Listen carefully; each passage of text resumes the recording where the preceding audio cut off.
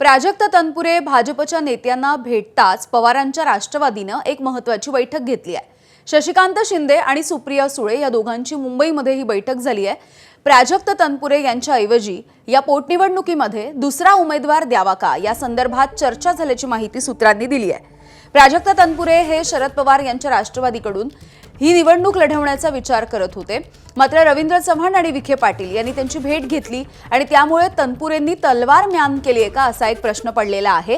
निवडणूक लढवणं न लढवण्याचा निर्णय कार्यकर्त्यांशी बोलून घेऊ असं विधान किंवा अशी माहिती तनपुरेंनी दिलेली आहे।